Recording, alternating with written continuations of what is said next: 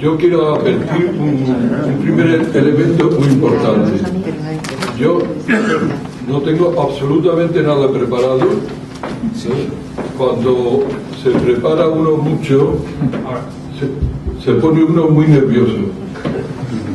Y aunque anote una frase, no duerme el día anterior y es terrorífico.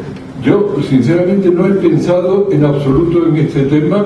Digo, voy a ir espontáneamente, lo que salga, salió, y seguro que sale bonito. Yo además espero que ustedes me ayuden. Cualquier duda que tengan, cualquier pues, curiosidad sobre mi obra, sobre mi vida, sobre lo que sea, pues me preguntan y así me ayudan. Y entre todos podemos hacer algo que tenga su gracia. Oyendo a Francisco me ha dado una idea que está muy bien, que es ir apuntando lo que él va diciendo y después haciendo comentarios a lo que él va haciendo, ¿no? Y prácticamente está resuelto el tema. Por ejemplo, él me ha presentado como un pintor y hoy día no se sabe si eso es una profesión, un halago o un ataque. Puede ser un insulto hoy día, hecho de ser pintor. Yo no sé si sabéis hasta qué punto la pintura ha quedado fuera de juego, se la considera un arte menor. Hoy, pues con el arte conceptual, las instalaciones, los vídeos, pintar es algo decadente, algo casi de señoritas cursi. Y gracias a Dios que últimamente parece ser que la pintura vuelve, pero yo me acuerdo de los años 90 hasta qué punto sufrimos los que nos llamamos pintores, porque daba la impresión de que la pintura había desaparecido del globo. Después en los 90 han aparecido pintores, muy pintores, jóvenes pintores, sobre todo en Alemania, en Norteamérica también, y nos han elevado el ánimo a todos los pintores. Pintan además con óleo, pintan con pinceles y pintan en telas de lino, y es una cosa hermosísima ver que de nuevo las flores de la pintura empiezan a reverdecer. Y ha dicho otra cosa que me han llamado la atención, lo que pasa es que no me acuerdo. Sobre el libro, quería decir que es un libro que así dicho a lo mejor queda absurdo, ¿no? El libro tiene mucho de absurdo, desde luego, pero un absurdo poético, yo pienso. Es un libro que ha editado Rafael Ortiz, la Galería de Sevilla. Va a ser una colección nueva sobre textos de artistas plásticos, pero textos sin dibujos en absoluto. Y a mí me pidió que inaugurara esta colección y yo me acordé de un cuaderno que yo tenía, un pequeño cuaderno, en donde yo iba apuntando cosas que se me ocurrían. Yo no pretendía hacer un libro en absoluto, pero lo que iba apuntando tenía una vida propia, una temática. A veces pasaban meses y yo no apuntaba nada. Es un libro que empezó en el 88 y terminó en el 99, y fijaros cómo es. No es apenas nada. Eso no quiere decir que yo solamente escribiera eso. Yo escribía otras cosas que podían ser de tipo teórico o textos poéticos más largos. Estos son pequeñas pinceladitas, ¿no?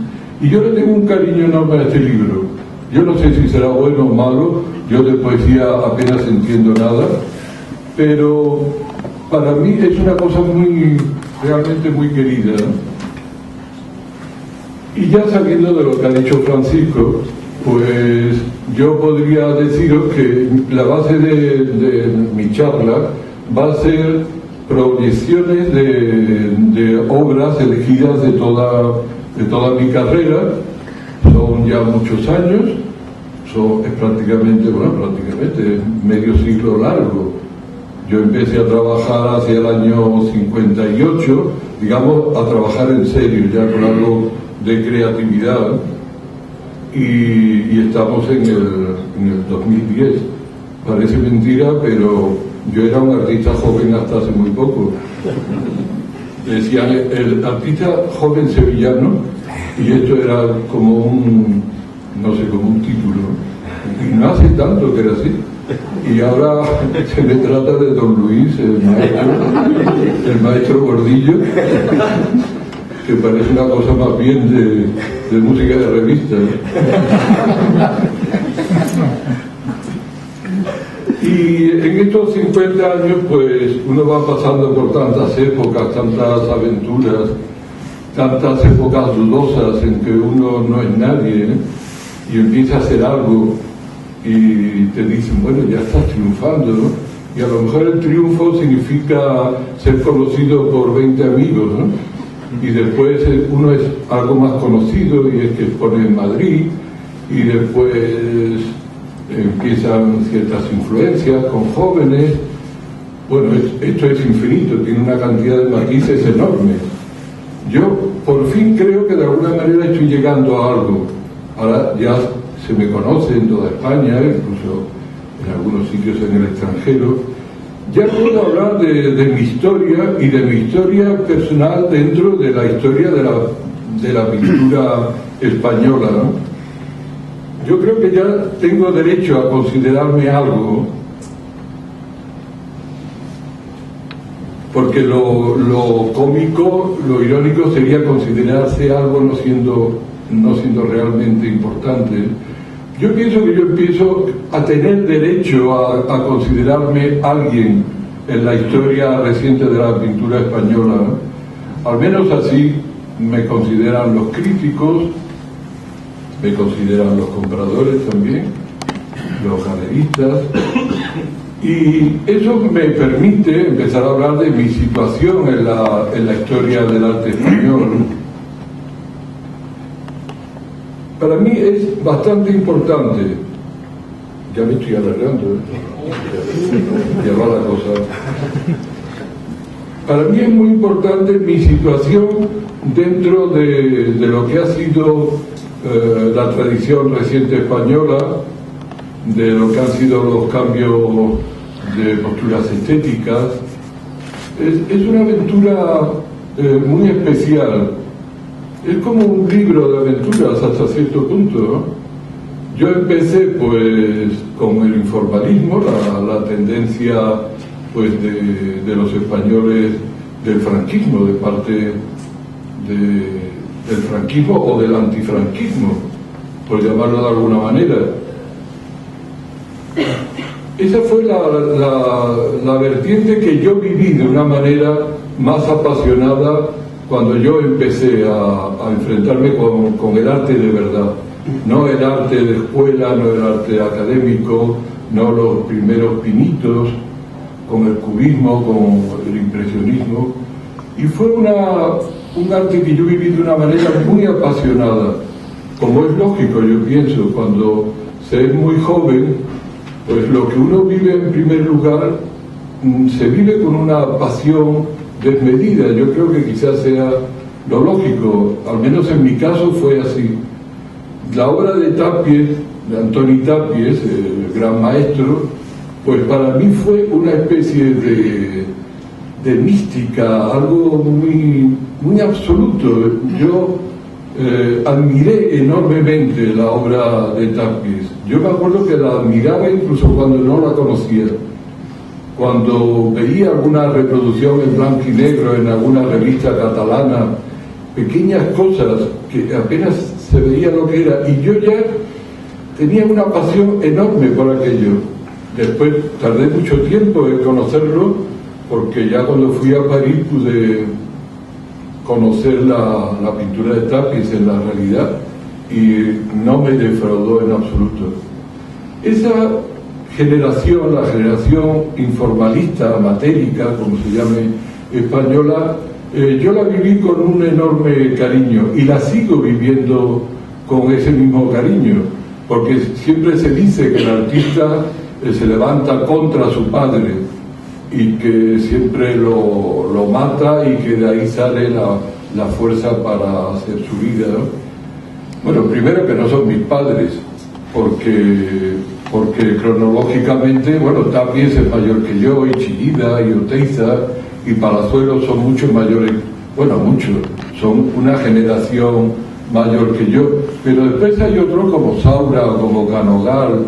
Todos estos artistas son prácticamente, incluso Canogal es algo más joven que yo, es decir, que eran en parte mi generación, pero yo al estudiar en la universidad, estudiar Derecho, yo salí tarde y yo empecé a pintar tarde, y cuando yo empiezo a hacer informalismo, pues el informalismo estaba resuelto históricamente, es decir, yo podía ser un académico del informalismo, y así lo fui. Cuando yo vivía en París, pues yo hacía informalismo. Pero el informalismo vivo de verdad desapareció en aquellos años. Dejó de ser un estilo histórico vivo. Después los artistas siguen haciéndolo durante toda su vida si quieren. El caso de Tapies o tantos otros. Fue cuando apareció el arte pop en Estados Unidos. Ahí cambia la tendencia, que eso fue a principios de los 60, y cambia también el protagonismo de París.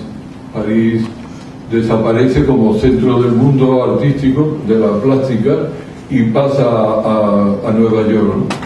Todo el pop americano que fue fantástico. Esos son mis inicios y son los momentos más apasionantes de mi vida. Después yo he hecho montones de cosas, pero nada lo he vivido tan apasionadamente como aquellos principios del informalismo, y yo diría también los principios del pop. Me parece que podemos ver algunas cosas y seguimos hablando sobre estos temas. Esta es una exposición, como ha dicho Francisco, que se hizo ahora 2 años en Reina Sofía. Fue una exposición muy grande que yo comisarié. Yo elegí la obra y la presenté haciendo auténticas instalaciones, entre comillas, con parte de mis obras. No fue una instalación de tipo académico ni ortodoxo. Por ejemplo, la cronología, que en una antológica es tan normal, es decir, empezar por los años primeros y seguir de una manera ordenada, yo me la planteé de una manera totalmente rota, y yo lo que quería sobre todo es que mi obra antigua se viera como viva, como nueva también. Si uno cambia la cronología y ciertos periodos antiguos, se salta la historia y lo pone, por ejemplo, al final o entre medias de la exposición, de pronto las cosas adquieren una chispa y una luz que es superior a la obra en sí misma. Y yo la planifiqué como esas obras de cine que el tiempo va y vuelve, y hablan de la juventud y después se ve a la persona ya mayor, y están constantemente variando a nivel cronológico. Pues yo lo planteé así, y realmente la exposición adquirió una dimensión y una energía que yo pienso que no hubiera tenido así. Esta era la entrada, y ahí se me ve a mí en la piscina con cara de extrañado, y yo pienso que es un retrato bastante bueno mío y de mi actitud ante la vida y ante la pintura, ¿no? La de una extrañeza constante. Bueno, la exposición se llamaba Iceberg Tropical, que ya indica una contradicción fuerte entre los términos, porque mi obra, por un lado, es una obra muy es cálida en ciertos momentos, y después tiene un control enorme de ese calor. Es como hacer la disección sobre las propias tripas, ¿no? La autodisección, con lo cual se produce ahí un contraste enorme, ¿eh? Y por eso le puse Iceberg Tropical, ¿no? Esta es una obra del año 60 y tantos, que ya está entroncada con el arte pop. Es una obra que no es muy grande. Yo entonces vivía en en una pequeña habitación en la glorieta de Bilbao, en Madrid, en donde cabía una cama, un armario y yo creo que 2 metros cuadrados. Es decir, que esto sería el cuadro más grande que podía hacer, y tiene 1,16, me parece, de dimensión máxima. Uno ha vivido en sitios muy curiosos durante la juventud, ¿no? En que uno no se da cuenta de esas cosas y uno está tan feliz y tan contento viviendo en sitios rarísimos, en donde uno no volvería a vivir nunca.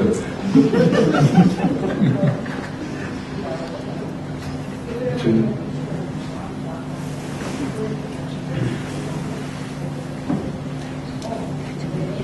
Yo viví 3 elementos importantes en esta época. Por un lado, la época informalista, que no ha salido porque no han puesto, se me ha olvidado, que era una obra muy abierta, muy espontánea, y en donde yo buscaba eso, precisamente el calor de la espontaneidad.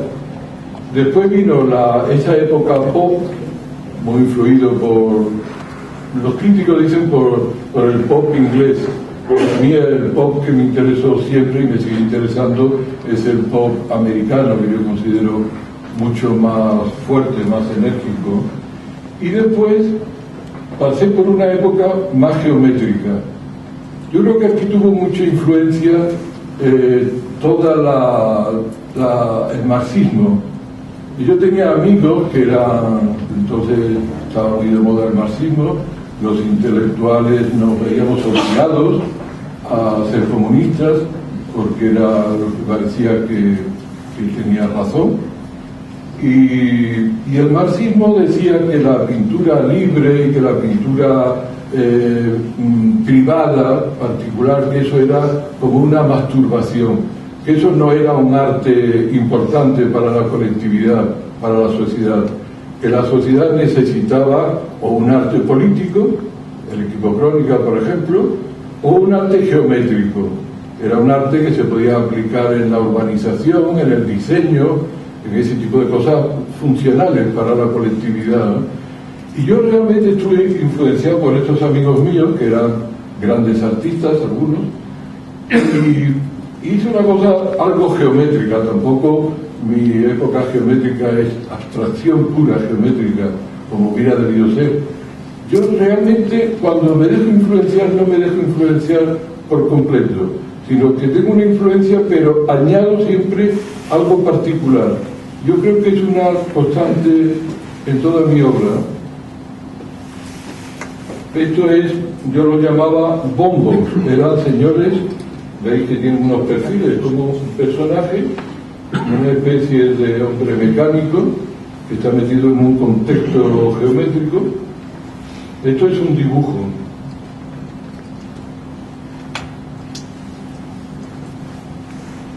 Y este también. Esto yo le llamaba automovilistas. Yo hice una especie de síntesis entre algún elemento humano, ahí se ven unos perfiles de personas arriba, y después tienen como ruedas abajo, y yo hacía como una especie de síntesis entre lo humano y lo mecánico, unas cosas como robóticas. Yo le llamaba automovilistas. Este es un cuadro que sigue siendo nada grande, ¿eh? Son cuadros, aunque ya no vivía en la guardilla esa de... ¿Pasamos? Esto es una sala de la exposición del Reina Sofía. Esto es otro momento de mi obra en que yo hice una especie de fusión entre el informalismo, el pop y lo geométrico, más un dibujo que empezó a ser irónico. Ya hasta entonces mi obra era una obra realmente seria, bueno, al menos era profesoral, ¿no? Y en esta época empecé a hacer dibujos muy irónicos y eran dibujos muy automáticos. Yo dibujaba esto a toda velocidad y en algún momento algún dibujo de esto me interesaba especialmente y entonces yo lo proyectaba religiosamente al lienzo y empezaba a pintarlo con toda tranquilidad durante mucho tiempo. Era exactamente lo opuesto.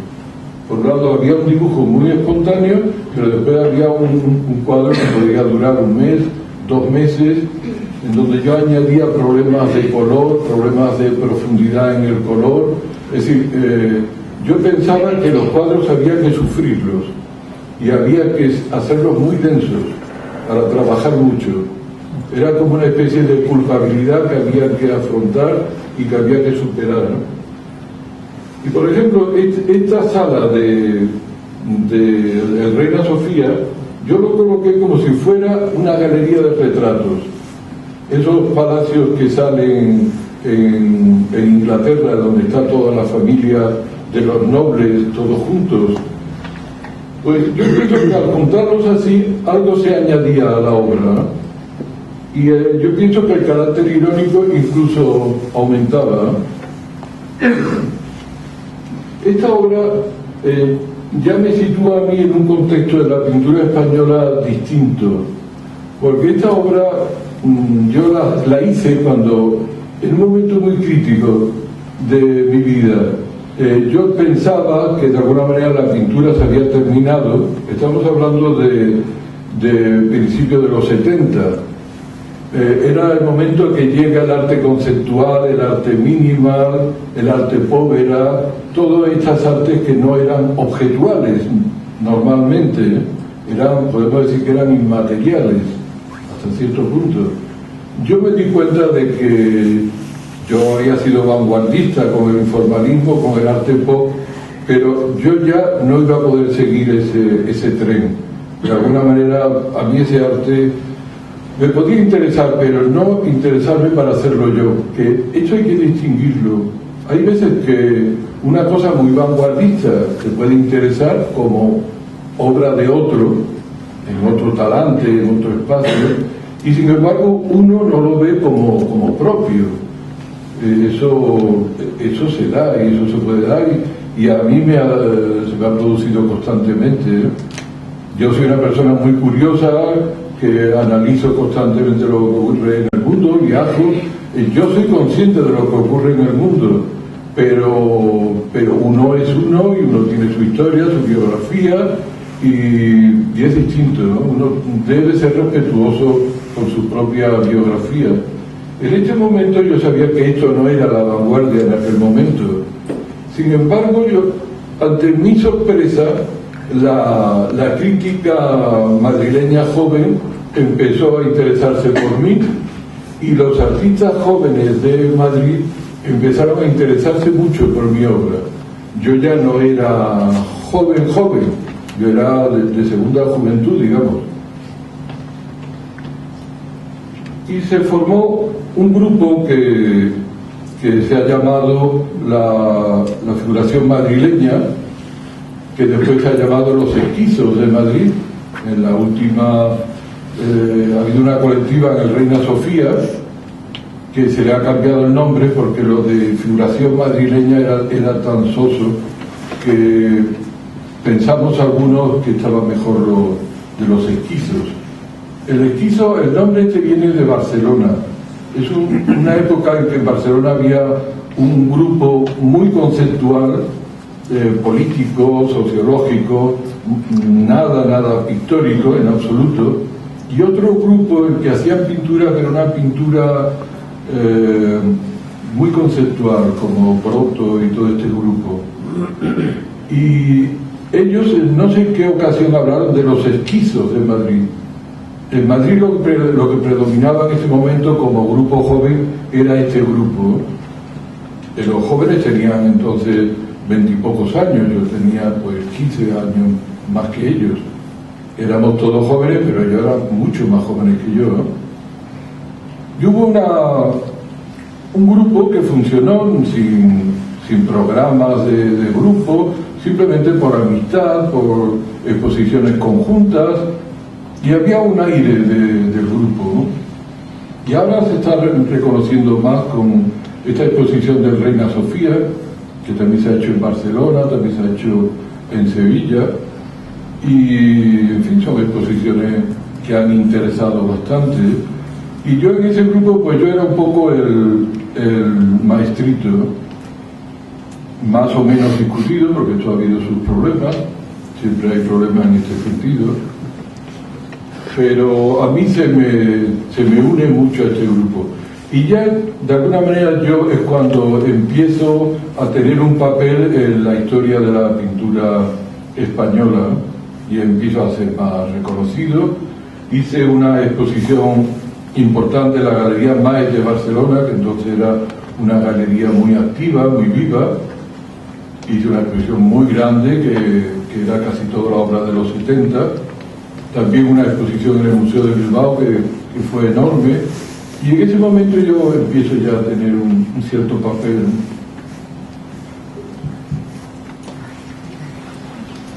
Esta es una obra que está en el Reina Sofía, que se llama El Caballero Cubista o Larme, en francés, por lágrimas, ¿no? Pero es curioso que en un catálogo que hay ahora en Valencia, con esta exposición que hay sobre la pintura en una fundación, que me han puesto, en vez de Caballero Cubista o Larme, me han puesto aux armes, armas, con armas. No sé en dónde están las armas.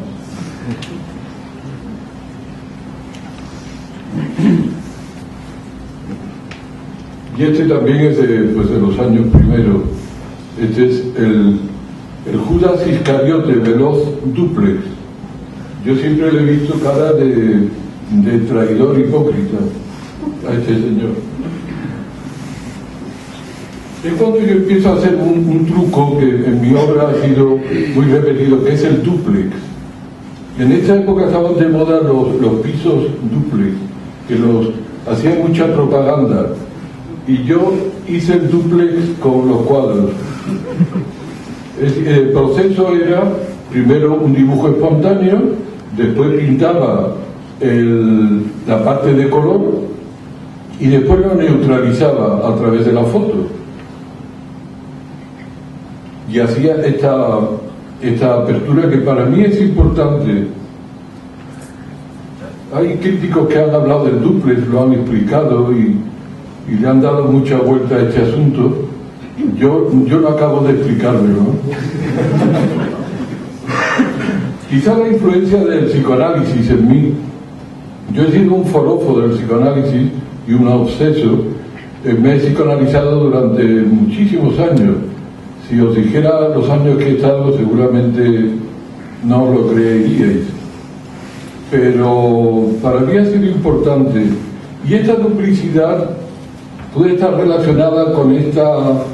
uno va al psicoanalista, verborrea de una manera muy, muy fluida, pero después se hace un control de esa manera de hablar tan libre y sobre todo de decir lo que a uno se le pasa por la cabeza.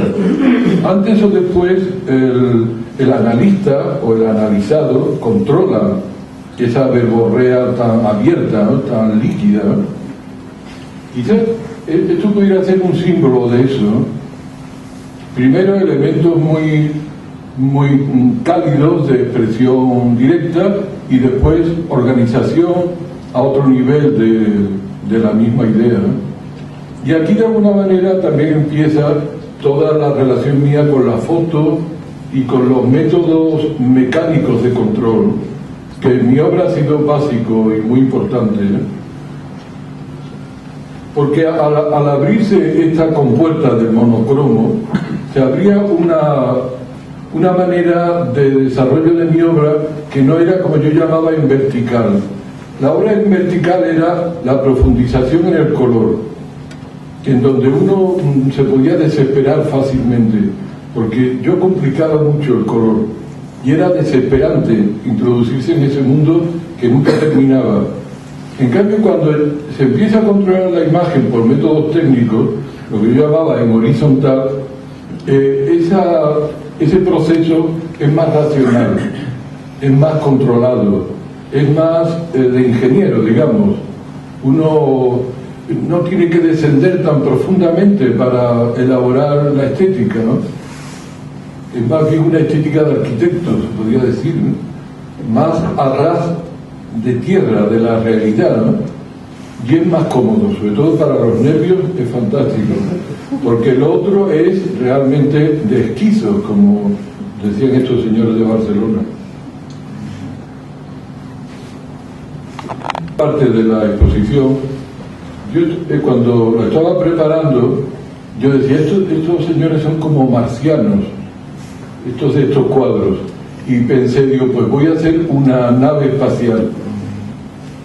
Entonces hicimos un espacio que estaba elevado sobre el suelo, una especie de espacio que es el que está ahí dentro más iluminado, y se entraba por unas rampas, porque en estas exposiciones siempre te dicen que va el señor con la silla de ruedas y que hay que ponerle las rampas y todas estas cosas.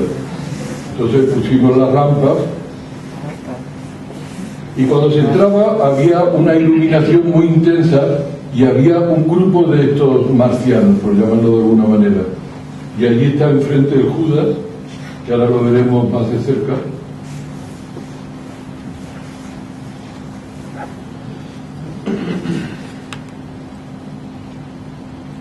Bueno, es lo mismo prácticamente. Nos acercamos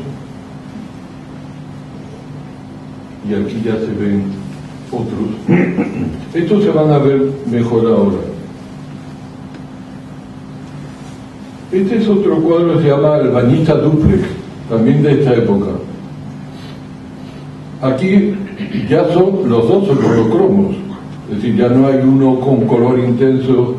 Es un paso más en este proceso.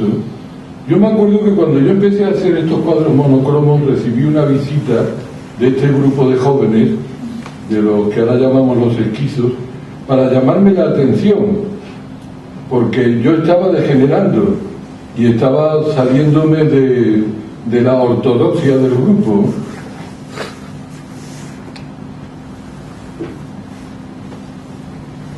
Aquellos son parte de una carpeta que hicimos por esa época en la Galería Vandrés, que fue una galería importante en aquellos tiempos, la carpeta se llamó Animales Salvajes, Animales Domésticos, y estuvo todo el grupo de chicos jóvenes, también Alfredo Alcaín, que era de mi edad, y fue una carpeta muy bonita, que eran como animales que se reflejan. A ver si podemos verlo de otra manera. No, esto ya es otra cosa. Este se llama el andarín cabezón.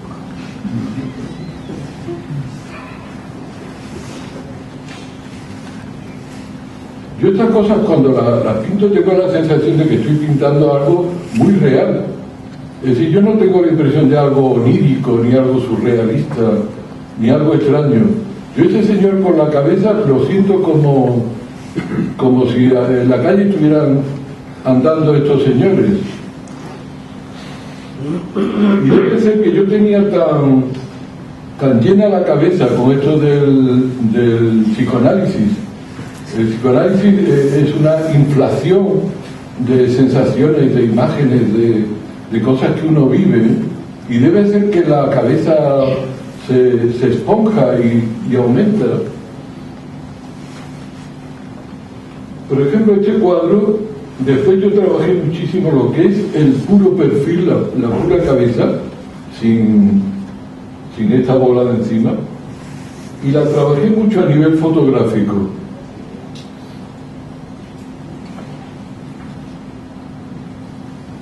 Esta es una de las obras que yo prefiero. Se llama Trío Gris y Vinagre. Vosotros diréis que ¿dónde está el trío? Hay dos cabezas, pero en medio aparece otra, que es más difícil de verlo. Tiene dos ojitos.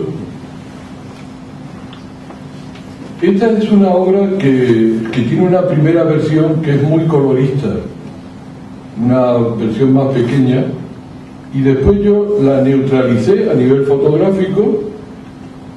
Trabajé con diferentes clichés fotográficos que al moverse son cosas muy elementales.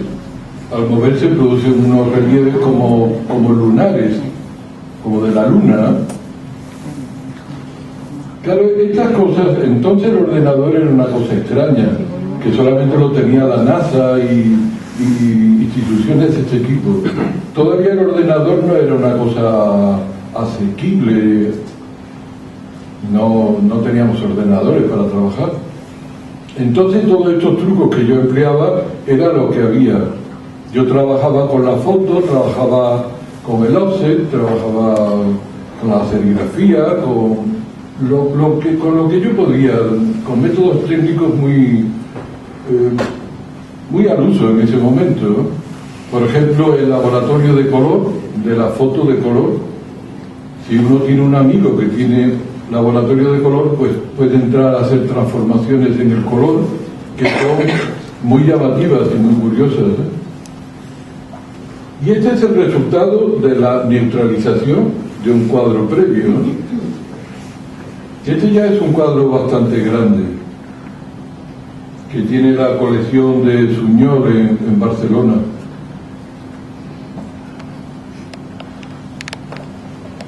Este es un cuadro de Reina Sofía ahora, y además está colocado en la colección, que yo le llamé la serie Luna, porque una de las cabezas está, sí, allí, la última, esta es un paisaje lunar.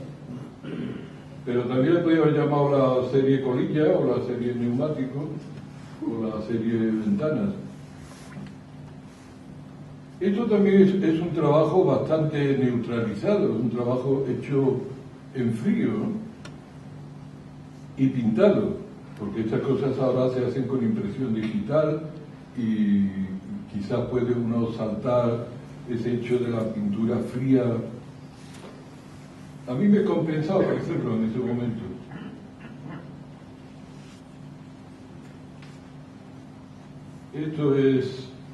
Este se llama un cuadro que es más grande, es el doble que esto.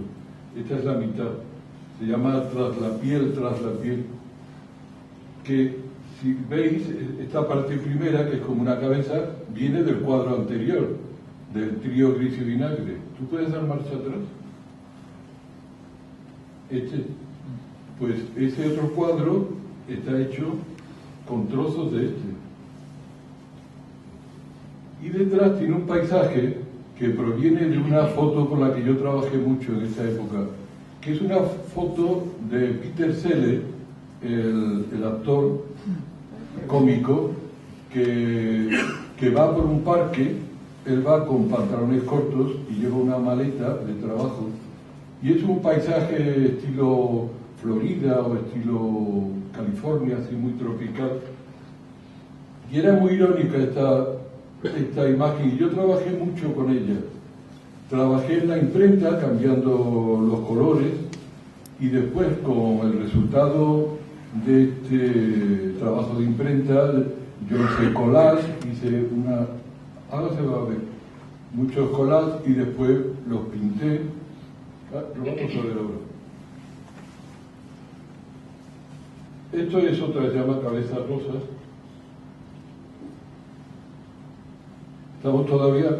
Estamos en los años 70 todavía. Y esto es ya lo de Peter Sellers. Es decir, el paisaje es el de la foto, y hay trozos de la cabeza de Peter Sellers, algunos trocitos. Otros hay fotos que yo hice de algunos edificios de Madrid, con reflejos en los cristales. Es decir, que esto estaba resuelto a nivel de boceto.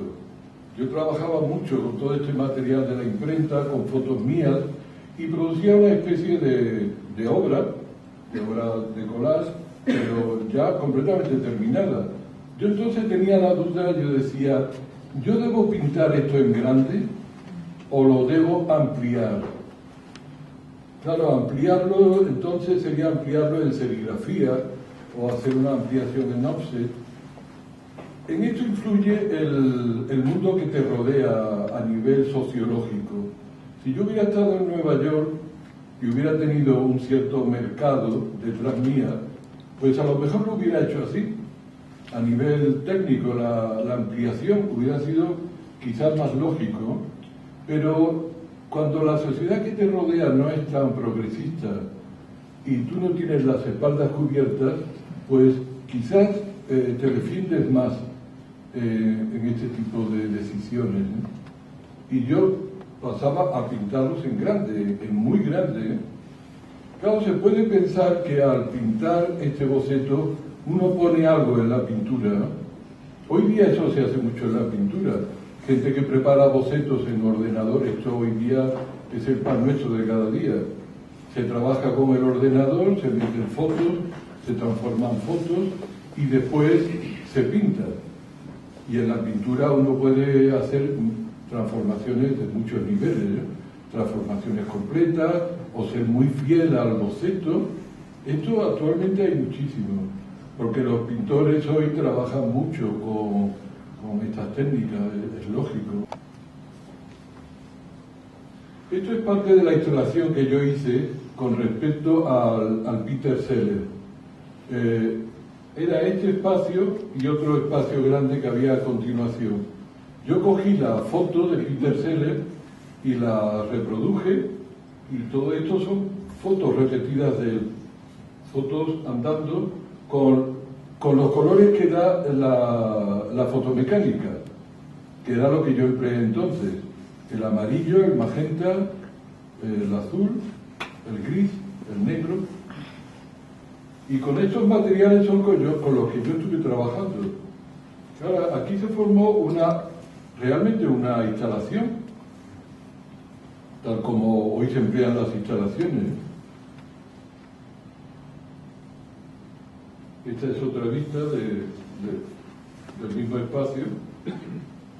Y el suelo es una moqueta verde que imita el césped y daba una sensación así como de piscina,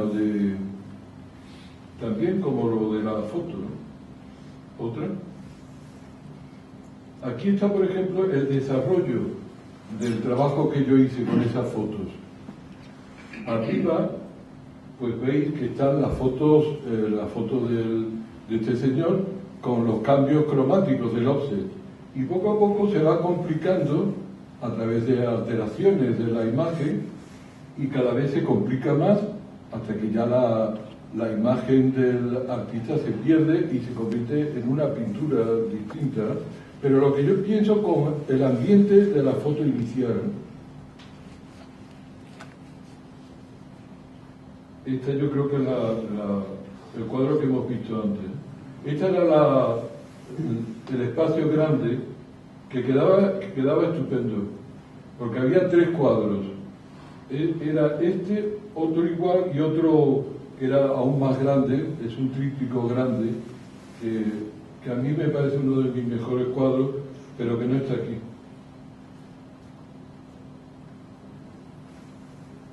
Bueno, esto es otra vez lo que hemos visto antes.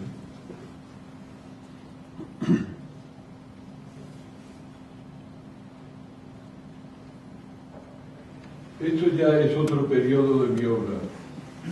Esto es ya los años 80, o final de los 80. Esto se llama situación meándrica, se llama.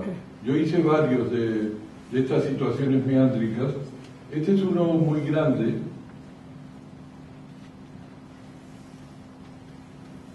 Esto es una propuesta ya distinta, porque yo cromáticamente cambié mucho por esta época y hacía una pintura muy, muy fría a nivel de color, ¿no? Esto era como, yo me lo planteé más adelante, era como Jackson Pollock, pero hecho con mucha distancia, como coger el gesto informalista o de la acción painting americana y controlarlo, ¿no? Y dejarlo como paralítico. Más adelante hice un cuadro que se llamaba Blancanieves y el Pollock feroz, que estaba dentro de esta estética, ¿no?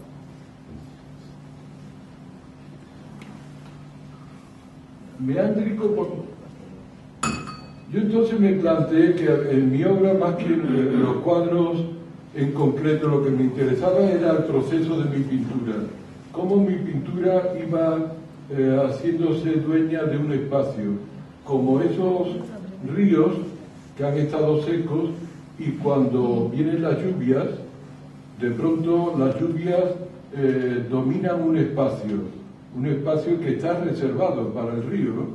Y empieza a ocupar cauces pequeños y él vuelve a su cauce de siempre, ¿eh? Si hay poca agua, no lo ocupa, si hay mucha agua, los ocupa y si hay demasiada agua, se desborda. Era un poco la idea que yo tenía sobre la ocupación del espacio por mi obra, ¿eh? Un espacio horizontal que va ocupando un espacio estético, ¿no? Pasemos. Este era el espacio. Aquí está un poco anormal por la foto. Son cuadros muy grandes, pero sin embargo yo pensé que los quería meter en un espacio pequeño, para que de alguna manera el espacio se llenara de cuadros, que los cuadros no se quedaran en las paredes, sino que los cuadros de alguna manera inundaran el espacio total de la habitación, que era una de las normas que yo repetí en toda la exposición. Yo no quería que los cuadros se quedaran pegados en las paredes, sino que los cuadros intervinieran en el espacio, ¿no? Y se fundieran entre sí. Y estos, que son cuadros muy grandes todos, pues de alguna manera estaban muy enfrente unos de otros, ¿no? Para producir este intercambio entre ellos. Este es el Blancanieves, este de aquí, que es un cuadro bastante grande, ¿no?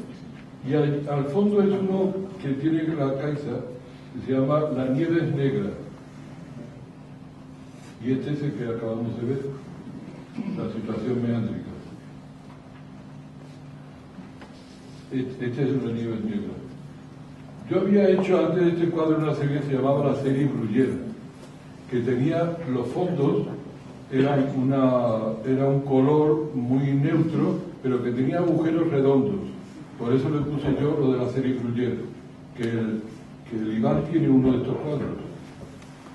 Y me acuerdo que Juan Manuel Bonet, el crítico, cuando vio este cuadro, dijo: esta es la rata que se come los quesos. Y parece algo así, que se ha ido comiendo. Este es un cuadro que a mí me gusta. Cuando yo digo que me gusta, quiere decir que a mí todos mis cuadros no me gustan. Que hay algunos que yo veo claro que están bien y me siento orgulloso de ellos. Pero para pintar un cuadro bueno hay que pintar muchos cuadros malos previamente, que son necesarios. Y este es un cuadro que a mí me gusta mucho, quizás de mis mejores cuadros, que se llama... Este lo voy a mirar, pero no sé.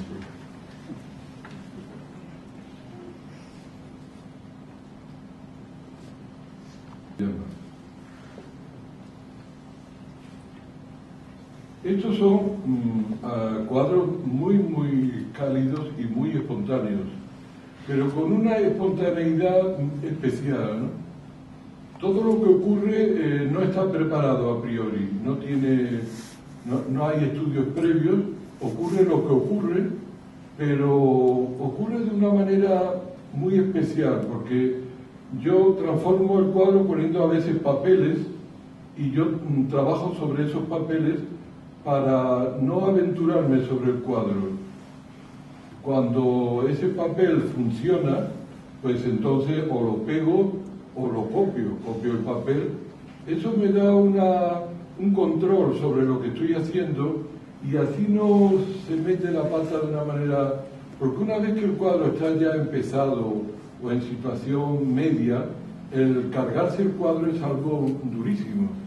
Cuando uno ha ido acertando ya en parte del proceso, de pronto meter la pata un día es tremendo, porque es que se gasta una cantidad de trabajo enorme. Este método, que yo pienso que por ejemplo hacía de Kooning, que de Kooning era un artista muy espontáneo, pero yo creo que empleaba este método. ponía papeles de periódicos o papeles y trabajaban sobre estos papeles para controlar el proceso. Él fue un artista muy libre, muy valiente. A mí es un artista que me interesa mucho, pero claro, algún control tenía que tener. Y este tipo de cuadros están hechos así.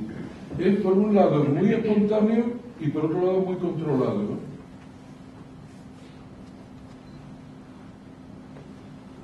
Esta es una de las salas de Reina Sofía, que estaba casi al principio. El diseño de las paredes lo hice yo, no es que estuviera así. Son dos cuadros que yo considero cuadros religiosos, entre comillas. Este, que está ahora también en el Reina, colocado, se llama Corazón de Jesús, en vos confío. No es que yo confíe en el corazón de Jesús, pero ese fue el nombre que le puse. Porque yo siempre lo consideré como un cuadro religioso, no sé por qué. Yo lo veía casi como esos cuadros del románico, del gótico, que tienen diferentes trozos, con un santo aquí, otro santo allí, después una escena de la pasión. Yo lo veía así. Estuve tentado en esta exposición de hacer una especie, poner reclinatorios delante, con luces de esas, velas de esas grandes, y crear un ambiente más intenso, religioso. Y el otro es otra religión, que es el imperio edípico. Yo, como estaba tan metido en eso del psicoanálisis, de alguna manera yo pienso que el psicoanálisis tiene algo también de secta religiosa. Los psicoanalistas son muy sectarios y al momento se pelean entre sí, y hay muchísimas escuelas, están todo el día peleándose y creando nuevos grupos. Y tienen algo de secta, ¿no? Y tienen algo también como las ortodoxias religiosas. Y yo le puse a eso el imperio edípico. Y bueno, los nombres son un poco genéricos. Está basado en una tripleta de unidades que se van repitiendo. La tripleta yo la hacía coincidir con eso del yo, el super yo y el ello, ¿no? En fin, que es una cosa de psicoanálisis no sé, de escuela elemental. Pero son dos cuadros que yo respeto mucho, estos dos. Y están hechos por el mismo proceso. Máxima libertad, máximo control. Este cuadro, por ejemplo, el del Corazón de Jesús, está pintado en papel, con lo cual eso me permite una libertad mayor, porque la tela da pena de cortarla o de pegarla. En cambio, los papeles, pues yo pintaba, cuando me aburría de una zona, lo cortaba, lo pegaba en otro trozo de papel. Eso da una libertad extrema, ¿no? Y después es cuestión de pegarlo en un lienzo, en una madera. Y también está separado, hay 3 cuadros pequeños abajo, que son independientes, pero que forman una totalidad, ¿no? Estamos terminando, ¿no? Esto es otro espacio. Como veis, el suelo es un suelo como de piscina, es un suelo plástico que es como crecite, una cosa así.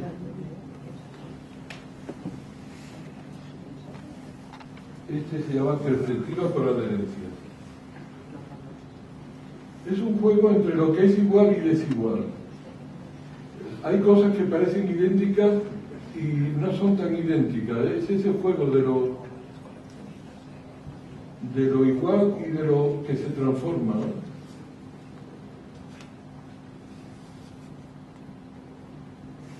Otra, este se llama el capitalismo ovárico. Este ya es de mi última exposición en Madrid, es decir, que nos acercamos ya.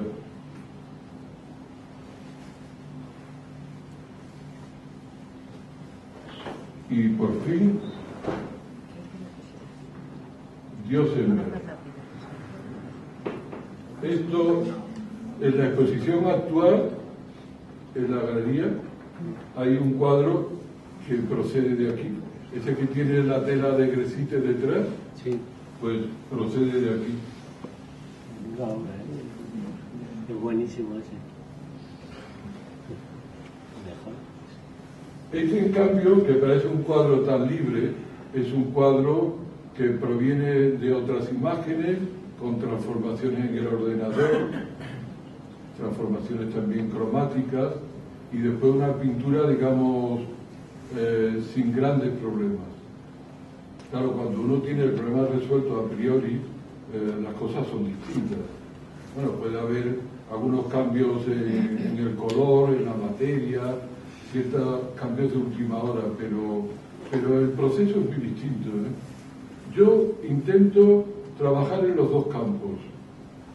El campo, digamos, más espontáneo me permite de entrar en contacto con zonas mías más profundas, más problemáticas, que te dan energía nueva, ¿no? Es como un pozo, se baja abajo del pozo y se coge petróleo o energías de estas.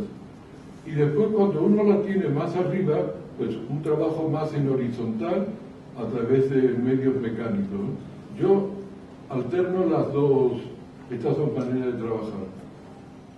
Y yo trabajo mucho también en papel, con dibujos, que eso siempre es un trabajo muy espontáneo y muy agradecido, que se trabaja con mucho gusto. Yo siento deciros que esto ha terminado.